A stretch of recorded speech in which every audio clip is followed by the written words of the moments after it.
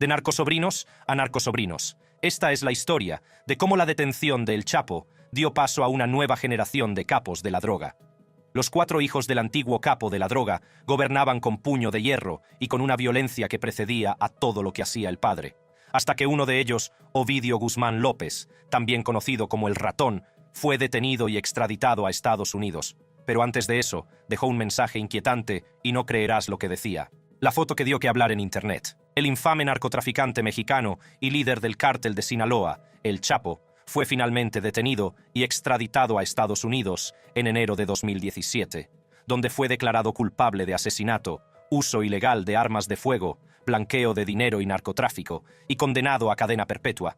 Pero su detención apenas hizo mella en la proliferación de drogas y violencia por la que era conocido el cártel. En todo caso, dejó un vacío de poder en el cártel de Sinaloa, que fue inmediatamente ocupado por los 4 hijos del capo de la droga, los Chapitos o Pequeños Chapos, aunque este apodo pueda dar la imagen de una versión en miniatura y menos poderosa de su padre. No nos equivoquemos. Estos antiguos mocosos narcos se metamorfosearon en capos del narcotráfico e iniciaron un reinado de terror y violencia a una escala sin precedentes. Primero, jugaron un papel en la salida de su padre de la prisión de máxima seguridad de México, 2 veces. La primera vez fue en 2001, cuando El Chapo consiguió escapar en un carrito de la lavandería. Aprendiendo de su error, las autoridades mexicanas podrían haber reforzado la seguridad, así que estaban mejor preparadas para una segunda detención que tuvo lugar en 2015, gracias a un esfuerzo conjunto entre los marines mexicanos y los agentes de la DEA. Una vez más, los pequeños Chapos acudieron al rescate con un plan muy audaz para sacar a su padre de la cárcel mediante un túnel, demostrando el dicho de que incluso los planes mejor trazados pueden salir mal. Pero el Chapo sabía que su tiempo estaba llegando rápidamente a su fin, e hizo lo que cualquier padre haría: preparar a sus hijos para ocupar su lugar. Así que cuando finalmente fue arrestado en 2016, el liderazgo de Sinaloa ya estaba en su lugar. Pero había un pequeño problema. Los pequeños Chapos tenían que demostrar su valía tanto como empresarios como líderes del cártel, un rango que conlleva una enorme carga. Su primer enemigo no era otro que López. No me refiero al presidente mexicano Andrés Manuel López Obrador, que con el tiempo se convertiría en una gran amenaza para el cártel de Sinaloa y su cúpula.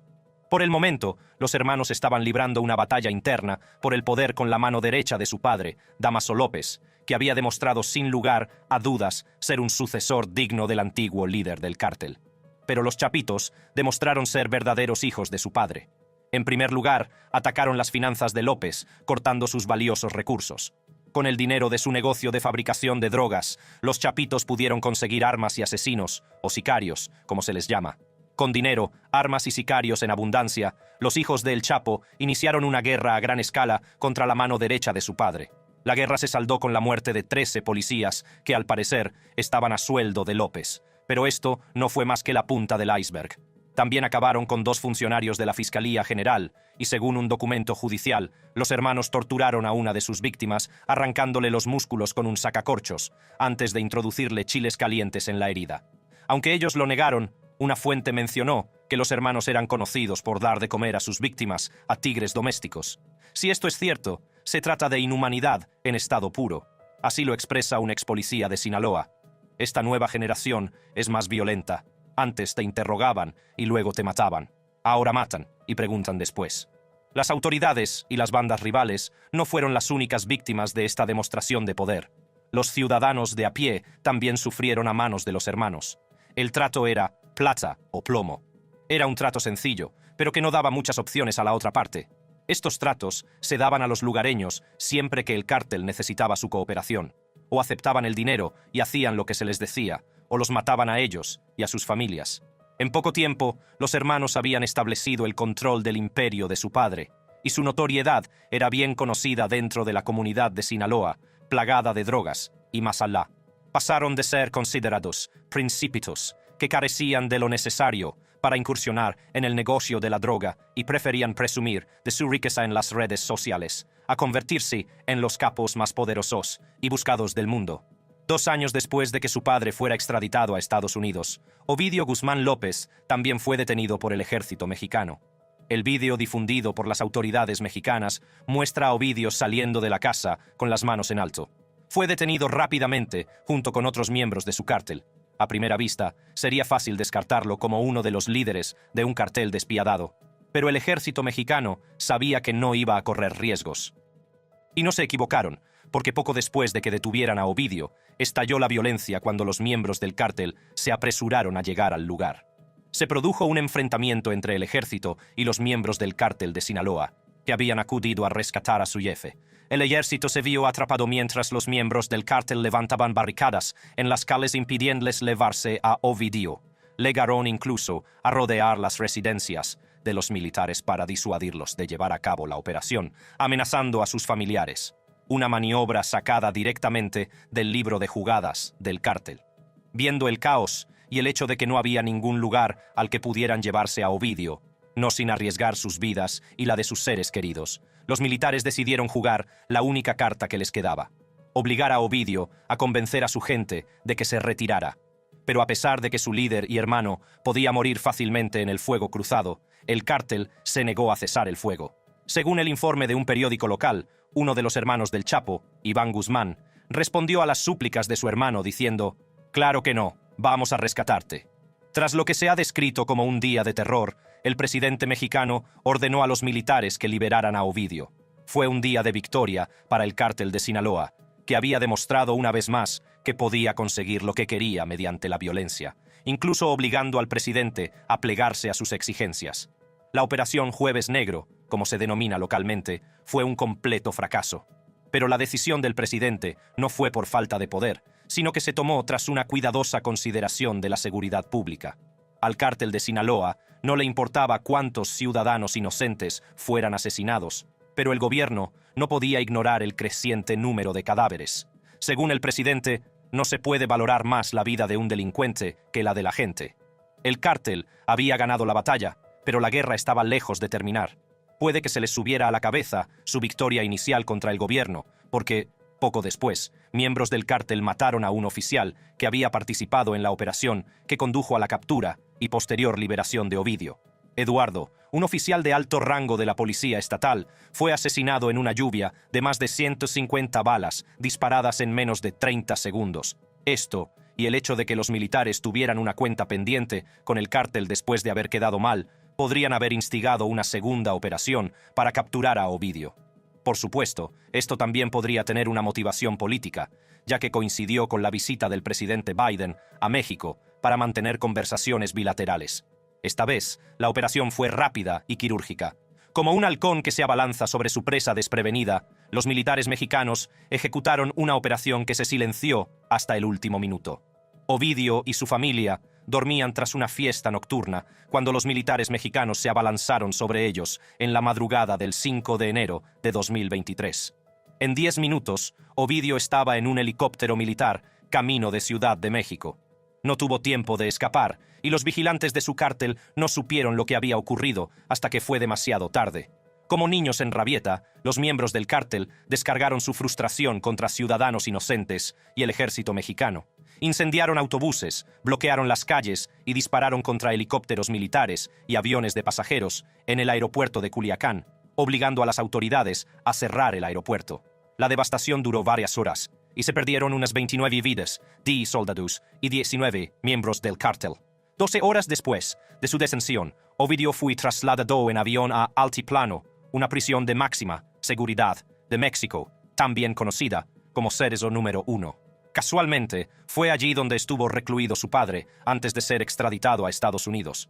El hijo menor de El Chapo también pasó algún tiempo aquí, pero a diferencia de su padre, Ovidio no tuvo forma de escapar.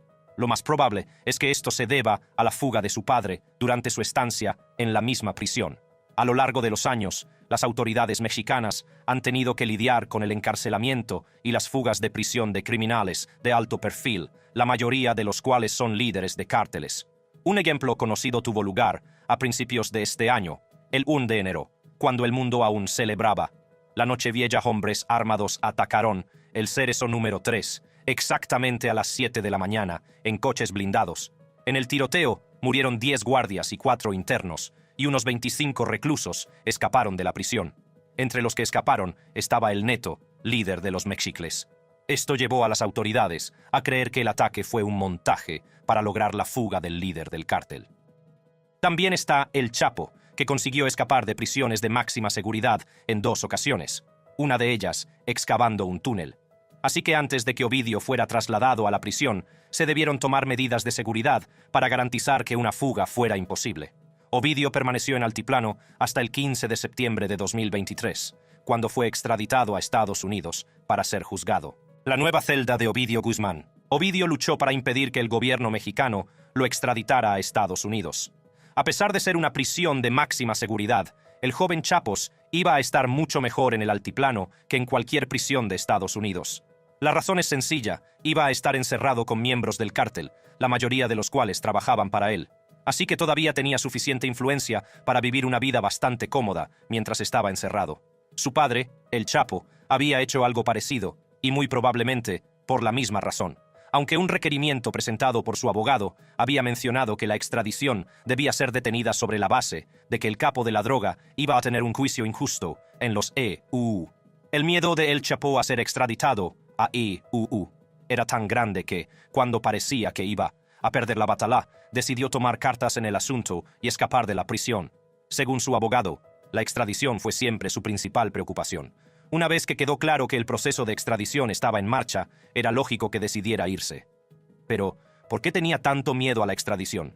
No era por el juicio injusto, sino porque no quería perder los privilegios de los que disfrutaba en su país. Antes de escapar del Altiplano, el Chapo había disfrutado de una vida bastante cómoda. Tenía derecho a una visita conyugal de 4 horas y 4 horas con su familia cada 9 días. También tenía 1 hora al aire libre y 1 hora y media con sus abogados cada día.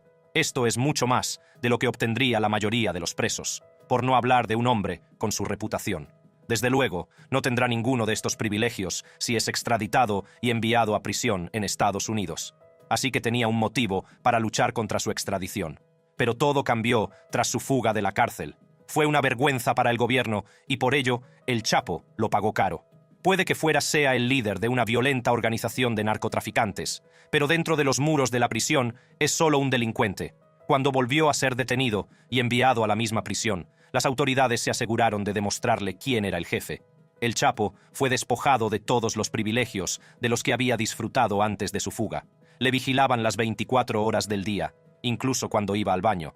Pero ¿quién tiene la culpa? Al fin y al cabo, antes se había escapado del baño. Una de las quejas de El Chapo era que apenas dormía. Siempre me duelen la cabeza y los oídos y me siento mal por todas partes. Esto se debía a que los guardias le despertaban cada hora para asegurarse de que no se había escapado. Irónicamente, el narcotraficante responsable de tantas muertes crueles no está acostumbrado al trato inhumano de ser despertado a horas intempestivas. Por ello, El Chapo decidió dejar de luchar contra el proceso de extradición y llegar a un acuerdo para ser extraditado a Estados Unidos, a cambio de una prisión de mediana seguridad, con mejores condiciones carcelarias, y una condena más leve. Su abogado dijo que suplicó que se tramitara la extradición de la forma más rápida posible, porque ya no puede soportar la situación que está viviendo.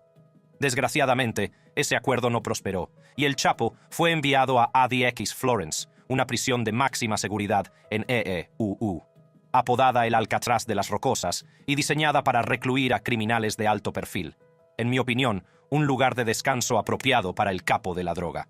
Esta debe ser la razón por la que su hijo Ovidio López también estaba luchando duro para detener su proceso de extradición, llegando incluso a afirmar que el Chapo no era su padre. Sí, han oído bien. En una audiencia celebrada en su antigua prisión del Altiplano, Ovidio dijo a un juez que el excapo de la droga, el Chapo, no era su padre. También afirmó que su detención fue un caso de confusión de identidad, diciendo: «Yo no soy la persona que ellos creen que soy, que Estados Unidos está pidiendo. Si ese fuera el caso, entonces el gobierno de México no puede extraditarlo a los EUU». De acuerdo con una sección de la ley internacional citada por los abogados de Ovidio, que establece que el proceso de extradición no puede llevarse a cabo cuando la persona involucrada es diferente de aquella cuya extradición se solicita. Pero como ya se puede deducir, esto no era más que una táctica dilatoria orquestada por Ovidio y sus abogados para ganar más tiempo e idear una estrategia mejor para paralizar su extradición. Aunque el tribunal pidió pruebas de ADN para respaldar su demanda, solo estaba siguiendo los protocolos, porque es un hecho bien conocido que Ovidio es el hijo de la segunda esposa de El Chapo, Griselda López Pérez. A pesar de sus esfuerzos, las autoridades mexicanas entregaron a Ovidio a Estados Unidos y, según las especulaciones, podría acabar en el mismo centro de máxima seguridad de Colorado en el que está recluido su padre, ADX Florence. Si eso ocurre, será una gran reunión familiar, pero de esas a las que nadie quiere asistir. Hay una razón por la que ADX alberga a lo peor del submundo criminal. Me refiero a gente como Ted Kaczynski, alias el Unabomber, y el terrorista del maratón de Boston, Dzhokhar Tsarnaev. Si eres demasiado peligroso para estar cerca de otros presos, es probable que acabes en ADX. Hay una razón por la que ADX tiene tan mala reputación. De hecho, es tan mala que un antiguo alcaide la describió como la vida después de la muerte, y algo mucho peor que la muerte. No exageraba. Al igual que México, EU tuvo en su día su buena ración de retos a la hora de asegurar a criminales peligrosos. ADX fue una criatura nacida de esos retos. La idea de la prisión surgió tras el asesinato de 2 guardias en la prisión federal de Marion, en Illinois. Desde entonces, los reclusos permanecían encerrados la mayor parte del día. Esto se convirtió en la norma en ADX, donde los reclusos pasan 23 horas solos, encerrados en total aislamiento. Pero esa es la menor de sus preocupaciones. Los presos están alojados en una celda de 7 por 12 pies, que está insonorizada, tienen contacto cero y tienen que llevar esposas, cadenas en el estómago y grilletes cuando se les saca de las celdas para el recreo. El recreo en sí consiste en pasar 1 hora dentro de una jaula bastante más grande que las celdas, y lo único que se puede hacer es mirar al cielo. Lo digo literalmente, porque el cielo es lo único que se ve desde dentro de la jaula. El escritorio, el taburete y la estantería son de hormigón. Incluso la cama es una bofetada de hormigón con un colchón fino. Así que adiós al tacto suave de las camas de muelles. Tienes un televisor, pero no te hagas ilusiones, porque no verás ninguno de los últimos episodios de las Kardashian ni la Super Bowl. La vida en ADX es tan mala que a los reclusos se les obliga a ver programas educativos sobre salud mental. Y si te has portado bien, puede que te dejen ver algo entretenido, pero, de nuevo, es un gran sí. La mayor parte de esto solo se aplica a las celdas normales. Como en cualquier prisión, hay un bloque que aloja a los delincuentes que no deben tener contacto con el mundo exterior. Es algo parecido a las celdas de aislamiento de una prisión normal, solo que esta hace que esas otras celdas parezcan una broma. Se conoce como unidad de control y tiene unas 78 celdas. Según el alcaide, si pensabas que las otras unidades eran silenciosas, esta unidad es súper silenciosa. Súper silenciosa. El hecho de que tuviera que subrayar lo de súper lo dice todo. Las rígidas condiciones del ADX hacen que los reclusos sean muy propensos a padecer enfermedades mentales como la depresión. Algunos internos tienen que depender de la medicación para su salud mental. Otros practican yoga y leen libros. El alto perfil de Ovidio significa que probablemente pasará un tiempo en ADX, y eso sería bastante desafortunado porque, a sus 33 años, aún le quedan muchos años de vida, a diferencia de su padre, que ingresó con 61 años. Pero, ¿qué ha hecho exactamente para merecer la extradición y posiblemente una cadena perpetua en una de las prisiones más duras del mundo? He aquí un repaso a la carrera delictiva de Ovidio. El peso de los males de Ovidio en la balanza. Según el Departamento de Justicia de Estados Unidos, las actividades delictivas de Ovidio salieron a la luz alrededor de 2008. Fue más o menos cuando uno de los hermanos Chapo, Edgar Guzmán López, perdió la vida en un tiroteo del cártel. Después de eso, los otros hermanos se involucraron más en el negocio de la droga. Pero a diferencia de su padre, los hermanos tenían un plan diferente. Ya no iban a limitarse a ser intermediarios que traficaban con drogas de otros países. Según los informes, Ovidio y sus hermanos introducían sustancias químicas de contrabando desde Argentina para fabricar metanfetamina. En aquel momento, Ovidio, que ahora tiene 33 años, era todavía un adolescente. Sin embargo, ya mostraba signos de ser un astuto hombre de negocios. Los hermanos también tenían una gran propensión al riesgo. En 2014, Ovidio volvió a probar suerte con un nuevo tipo de droga, que no era nueva en sí, pero que no se fabricaba en México. El fentanilo se fabricaba principalmente en China, y los cárteles mexicanos solo servían como intermediarios que vendían la droga a Estados Unidos y otros países. Pero los chapitos iban a cambiar eso. Al ver que había una fuerte demanda de este opiáceo, que se dice que es 100 veces más potente que la morfina y 50 veces más que la heroína, los hermanos decidieron que era hora de dejar de hacer de recaderos y empezar a fabricar ellos mismos la droga. Así que construyeron laboratorios alrededor de sus bastiones en Sinaloa, que producían fentanilo. Obtenían enormes beneficios, hasta $640,000, con solo $800 en productos químicos utilizados en la fabricación de la droga. Los hermanos utilizaron los beneficios obtenidos para asegurarse su posición como sucesores del cártel de Sinaloa, pero su éxito les convirtió en el enemigo número uno, colocándoles en el punto de mira de Estados Unidos por razones obvias. La droga mortal estaba matando estadounidenses a un ritmo alarmante. Se dice que un estadounidense muere por sobredosis de fentanilo casi cada 8 minutos, y en 2021, el número de muertes por sobredosis relacionadas con el fentanilo ascendió a 107,000. Por eso, no sorprendió tanto que la agencia antidroga estadounidense publicara una rueda de prensa en la que afirmaba que los chapitos fueron pioneros en la fabricación y el tráfico de la droga más mortífera a la que se ha enfrentado nuestro país. Heredaron un imperio mundial de la droga y lo hicieron más despiadado, más violento y más mortífero. Los 4 hermanos tenían recompensas por sus cabezas, y tanto el gobierno de Estados Unidos como el de México los perseguían. Esto obligó a los hermanos a hablar, negando todas las acusaciones vertidas contra ellos. Enviaron una carta de 4 páginas a un canal de noticias local, en la que afirmaban que no son quienes los medios de comunicación y el gobierno les pintan. Los hermanos afirman ser víctimas y que nunca han producido, fabricado ni comercializado fentanilo ni ninguno de sus derivados. Los hermanos también dijeron que eran chivos expiatorios, simplemente por ser hijos de un famoso capo de la droga. Pero las pruebas decían lo contrario. El 19 de agosto de 2022, la DEA se incautó de 41 kilos de fentanilo en polvo y 630,000 pastillas de fentanilo en un alijo propiedad de los hermanos. Los paquetes llevaban los sellos Chapiza y Ratón. Este último, un alias de Ovidio Guzmán López. Resulta que los hermanos no tienen reparos en denunciar públicamente el nombre de su padre, pero disfrutan cabalgando sobre las olas de su éxito. Aunque Estados Unidos perseguía a Ovidio principalmente por su papel en la fabricación y distribución de fentanilo, el gobierno mexicano tenía sus propias razones para dejar marchar al narcotraficante. Se estaba convirtiendo en un problema. El gobierno de México había intentado detener a Ovidio en 2 ocasiones, y en ambas las consecuencias fueron graves. La primera vez fue tan grave que el presidente tuvo que dejar marchar a Ovidio en aras de la seguridad pública. Debe de haber sido un golpe embarazoso para el presidente, que no solo incumplió sus promesas electorales de abrazos y no balas, sino que además hizo que el mundo le viera dejar escapar entre sus dedos a un conocido delincuente. La mayoría aplaudirá su decisión. Sin embargo, el presidente Obrador había asumido el cargo con la decisión de alejarse de las tácticas de lucha contra el crimen de sus predecesores. Reestructuró las fuerzas de seguridad y disolvió los equipos de seguridad que habían estado en la vanguardia de la guerra contra el narcotráfico en México. Nada puede resolverse con el uso de la fuerza. No se puede apagar el fuego con fuego, dijo el presidente. Como en todo lo político, el apoyo al enfoque del presidente en la lucha contra el narcotráfico se dividió en 2. Los que le apoyaban afirmaban que había más estabilidad en todo el país desde que asumió el poder. Sus detractores, en cambio, afirmaban que el nivel de homicidios en el país seguía siendo muy alto, al igual que la producción y el contrabando de drogas a Estados Unidos. No se les puede culpar de lo segundo.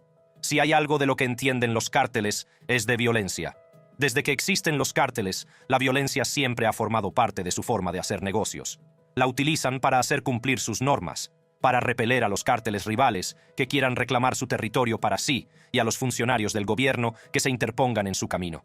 Quizá el presidente Obrador se dio cuenta pronto de que los cárteles no iban a dejar de utilizar la violencia, simplemente porque el gobierno decidiera hacerlo. Esto es suficiente para obligar al presidente a cambiar sus tácticas e ir tras los cárteles de frente. Aunque no lo dijo, es obvio por el hecho de que en el segundo intento de recapturar a Ovidio, el cártel se encontró con toda la fuerza del ejército mexicano. Como he dicho, la propensión del cártel a la violencia no solo se desata contra el gobierno. La mayoría de las veces se utiliza para infundir miedo a sus rivales, amigos y familiares que se atreven a ir contra ellos. Aunque los hermanos lo negaron, una acusación del Departamento de Justicia afirmaba que los chapitos alimentaban a sus enemigos con tigres como mascotas, vivos o muertos. Fuera como fuese, tanto el gobierno estadounidense como el mexicano tenían motivos para deshacerse definitivamente de Ovidio. cuando compareció ante el tribunal para responder a los cargos que se le imputaban, Ovidio no se parecía en nada al hombre que se había presentado. Enfundado en un mono naranja, con las manos y los pies encadenados, Ovidio habló en voz baja y con educación al responder al juez, en una sala fuertemente custodiada. Todo esto podría ser una actuación. Después de todo, no le llaman el ratón sin motivo. Ovidio se declaró inocente de los cargos de empresa criminal continuada, conspiración para la importación de fentanilo, conspiración para la distribución de fentanilo, posesión de ametralladoras y dispositivos destructivos, conspiración para poseer ametralladoras y dispositivos destructivos, y conspiración para cometer blanqueo de capitales. Su próxima visita al tribunal estaba prevista para el 17 de noviembre de 2023, y, aunque se trata solo de especulaciones, hay muchas posibilidades de que Ovidio reciba la misma condena que su padre, sobre todo si es declarado culpable de dirigir un imperio de la droga. Afortunadamente, la pena de muerte está descartada debido al acuerdo de extradición entre Estados Unidos y México. Pero Ovidio no se librará tan fácilmente. La tortura psicológica a la que se enfrentaría si fuera enviado a ADX u otras prisiones similares es insondable. De momento, solo se enfrenta a una parte de la presión y ya está recibiendo tratamiento para la depresión y la ansiedad. ¿Qué pasará después de que le condenen a pasar días y días, encerrado sin esperanza de ser un hombre libre, con poco contacto con otros seres humanos y sin saber nada de su familia?